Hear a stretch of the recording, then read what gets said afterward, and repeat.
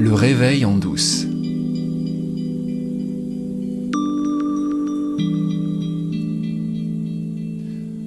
Alan Watts, dont je parle souvent, c'est cet immense philosophe anglais du XXe siècle, il est mort en 1973, qui a fait le pont entre les spiritualités orientales et l'Occident, entre autres. Et Alan Watts parlait souvent de l'univers ou de la conscience ou de l'unité ou de Dieu comme cette entité qui joue à cache-cache avec elle-même à travers l'expérience que nous, les humains, nous faisons. Dieu joue à cache-cache avec lui-même à travers cette localisation que tu es, que je suis. En tant qu'humain, tu es Dieu lui-même qui se cherche et qui se trouve dans ce jeu que l'hindouisme appelle en sanskrit lila. Lila, c'est le jeu de la divinité qui se cache derrière les apparences de ce monde des phénomènes. Et ce sujet, c'est l'objet d'une conversation récente que Rupert Spira, dont je vous parle depuis plusieurs épisodes, a eu avec le neuroscientifique libanais Tony Nader. Tony Nader, c'est un des experts mondiaux de la méditation transcendantale et de son enseignement. Et je vais vous mettre le lien de cette conversation dans la description de cet épisode. Évidemment, c'est une conversation en anglais, mais je la trouve assez fascinante. J'aime beaucoup d'ailleurs que Rupert passe son temps à parler avec des gens du monde scientifique. Lui qui est un artiste et qui s'est spécialisé dans la spiritualité. Pour moi, il n'y a rien de plus urgent que de faire dialoguer la spiritualité et la science. Parce que comme dit l'acteur Rainn Wilson, que vous connaissez peut-être si vous avez regardé la série The Office, ou encore Six Feet Under dans les années 2000, Rainn Wilson, il vient de sortir un livre qui s'appelle Soul Boom, le boom de l'âme, et il n'arrête pas de citer cette phrase très célèbre de Pierre Teilhard de Chardin, ce jésuite qui était lui-même un scientifique, qui était un paléontologue et directeur de recherche au CNRS. Il disait « Nous ne sommes pas des êtres humains qui vivent une expérience spirituelle. Nous sommes des êtres spirituels qui vivent une expérience humaine. » Comment est-ce qu'on peut comprendre ça? Et surtout, comment est-ce qu'on peut vivre ça? Comment on peut transposer ça, cette idée que nous sommes des êtres spirituels, dans la vie de tous les jours? Comment est-ce qu'on peut appliquer cette révélation-là, qui est tellement fondamentale et qui est tellement la vérité? Alors c'est quoi cette vérité? Il y a cette unité, cette chose que j'appelle, avec Rupert Spira, la conscience infinie, éternelle, illimitée, sans forme, sans expression, sans mouvement, sans apparition, qui contient tout, la totalité, sans que rien ne soit manifesté. C'est ça ton essence spirituelle. Cette unité, oneness en anglais. Et puis, il y a la forme, localisée, limitée dans l'espace et dans le temps. Et c'est ça, ton expérience humaine. Et la vérité, c'est que tu es les deux en même temps.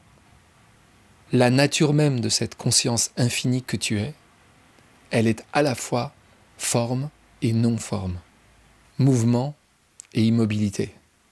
Ce qu'on appelle l'illumination ou le réveil, en douce ou pas, c'est la prise de conscience de ces deux aspects de la réalité et de leur simultanéité. Ça commence par un voyage à l'intérieur de soi, pour aller chercher la conscience pure.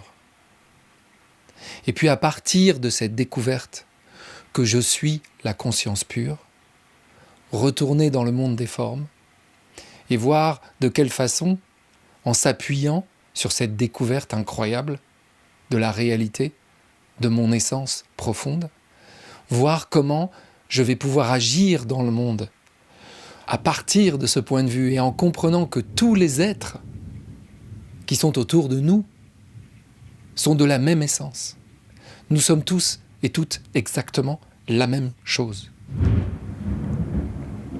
Il y a un orage terrible dehors. Je pense que tu dois l'entendre. C'est l'univers qui manifeste sa puissance pendant que j'enregistre ce podcast. Dans son dialogue avec Tony Nader, ce scientifique libanais, Rupert Spira utilise une métaphore.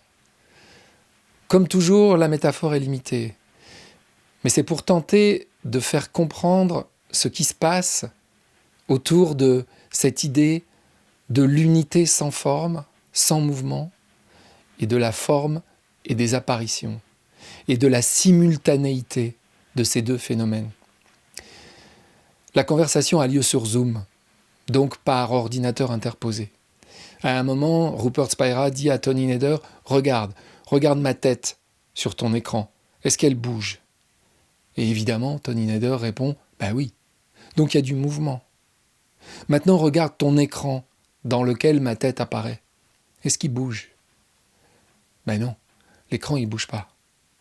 Et pourtant, ma tête et l'écran, ce sont la même chose. Or, on a à la fois le mouvement et l'immobilité. Ne fais pas fonctionner ton esprit pour essayer de dégommer cette métaphore. Essaye de comprendre ce vers quoi elle pointe. L'esprit humain, limité, fini, ne peut pas appréhender l'idée que ce soit compatible simultanément. Mais avec cette métaphore très simple, Rupert Spira, il pointe vers la vérité qui est cachée derrière.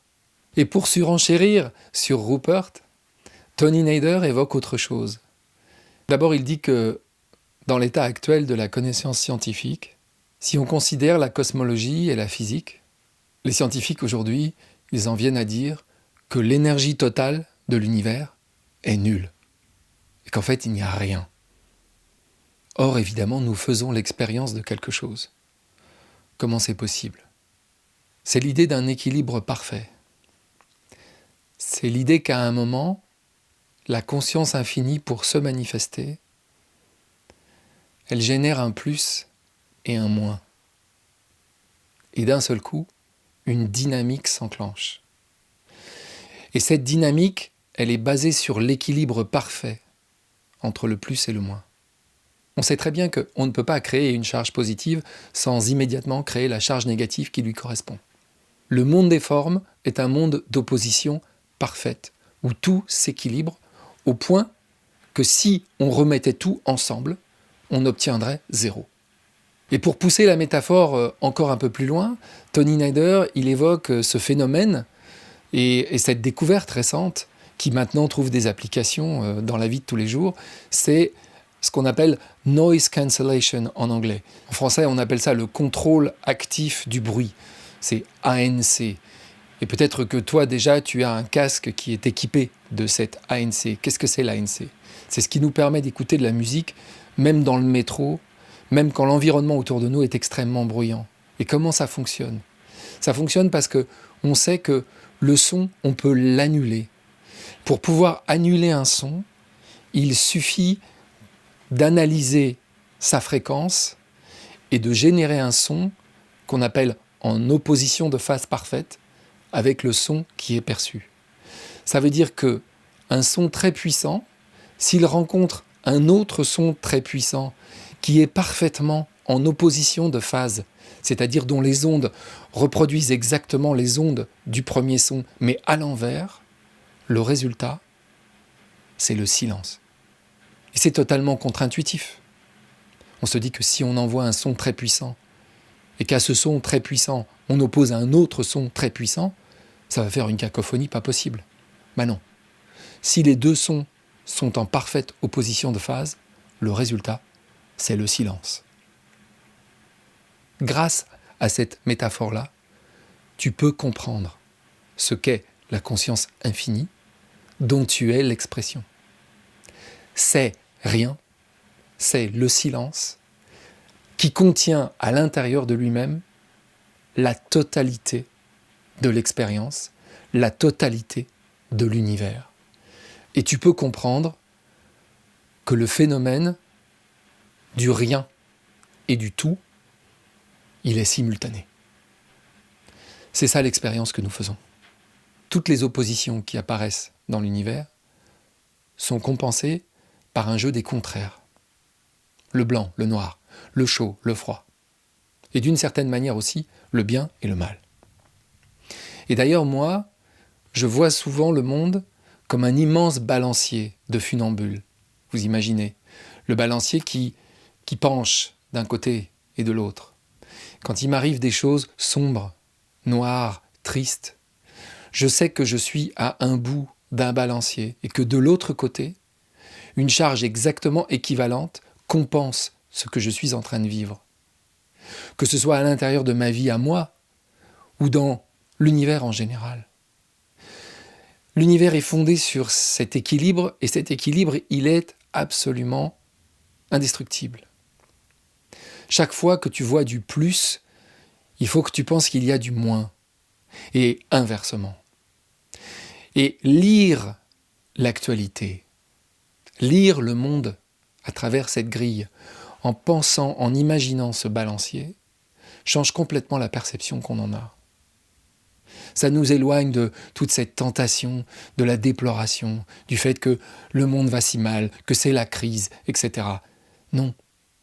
Ce que l'on voit quand on focalise sur la partie qui penche vers le bas du balancier, ce n'est pas la totalité.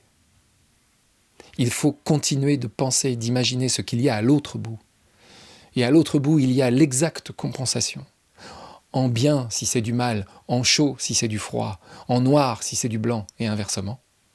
Si tu parviens à te souvenir, moment après moment, de cette réalité-là,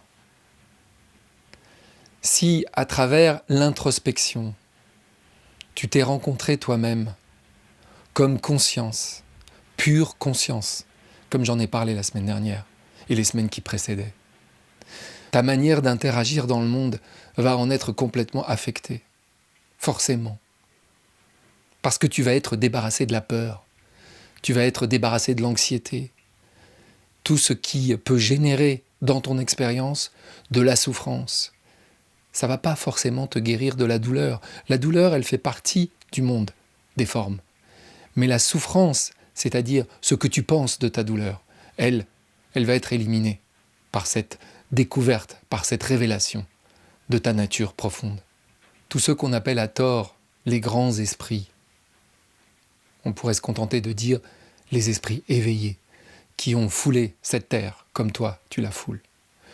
Tout cela, ils ont vu leur nature profonde. Et à partir de cette vision, ils ont su traverser des tempêtes dantesques dans leur vie. Que ce soit Jésus, que ce soit le Bouddha, que ce soit plus proche de nous, François d'Assise, ou Rumi, ou encore au XXe siècle, Gandhi, Mère Teresa, Don Helder Camara, choisis ton héros. Tout cela, ils ont traversé des tempêtes, tout en étant capables de répandre leur amour dans le monde, parce que ils avaient vu de quoi ils étaient faits, vraiment. Et toi aussi, tu as accès à ça. On n'a pas besoin d'être, entre guillemets, un grand homme ou de vivre des circonstances exceptionnelles pour voir ça. On est tous la même chose à égalité. Exactement à égalité. Si tu parviens à avoir cet équilibre indestructible que rien ne peut déstabiliser, de ce point de vue éclairé, tu vas pouvoir faire briller ta lumière sur le monde